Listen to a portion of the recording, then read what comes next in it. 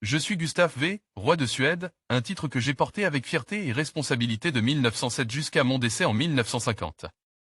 Né le 16 juin 1858, j'étais le fils aîné du roi Oscar II et de la reine Sofia. Dès mon plus jeune âge, j'ai été préparé à assumer des responsabilités royales, mais rien ne pouvait me préparer pleinement au profond bouleversement que mon règne allait traverser. Je suis monté sur le trône le 8 décembre 1907, à la suite du décès de mon père, le roi Oscar II. Mes premières années en tant que roi furent marquées par la stabilité et la tradition, car la Suède était une monarchie constitutionnelle, et mon rôle était en grande partie cérémonial. Cependant, j'ai pris mes fonctions très au sérieux, me consacrant au bien-être de mon peuple et à la préservation de la neutralité de la Suède, un principe que j'ai chéri tout au long de mon règne. Le monde que j'ai hérité en 1907 était bien différent de celui que j'ai quitté en 1950. Le début du XXe siècle a vu une modernisation rapide, des réformes sociales et d'importants bouleversements politiques.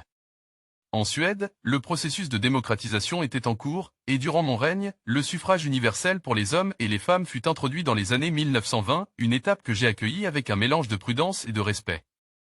Bien que je n'ai pas toujours été d'accord avec l'expansion du rôle du Parlement, j'ai reconnu la nécessité pour la Suède d'évoluer avec son temps. L'un des défis majeurs de mon règne fut de naviguer dans les eaux tumultueuses de deux guerres mondiales. Pendant la Première Guerre mondiale, la Suède a maintenu sa neutralité, une position qui a épargné à mon peuple les horreurs d'un conflit généralisé. Cependant, la neutralité exigeait une diplomatie minutieuse, et j'ai travaillé étroitement avec mes ministres pour éviter que la Suède ne soit entraînée dans la guerre. Les années d'entre-deux-guerres ont apporté des changements sociaux et économiques profonds. J'ai observé avec inquiétude la montée des régimes totalitaires en Europe. Lorsque la Seconde Guerre mondiale a éclaté en 1939, j'ai de nouveau engagé la Suède à la neutralité. Cependant, cette neutralité était loin d'être simple. Des décisions difficiles ont dû être prises, comme autoriser le transport de troupes allemandes à travers le territoire suédois.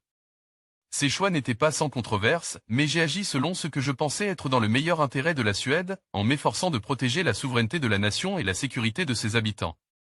Sur le plan personnel, j'étais profondément dévoué à ma famille et à mon rôle de figure unificatrice pour le peuple suédois. J'étais marié à ma chère reine Victoria, avec qui j'ai eu 3 fils. Notre mariage n'a pas été sans épreuve, mais nous partagions un respect mutuel pour le devoir et la tradition.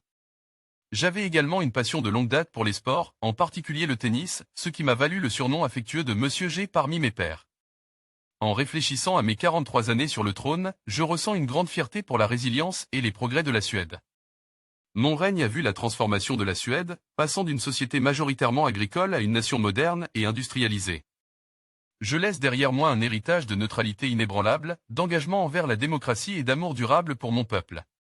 À ma mort, le 29 octobre 1950, j'ai laissé la Suède entre les mains compétentes de mon fils, Gustaf VI Adolf.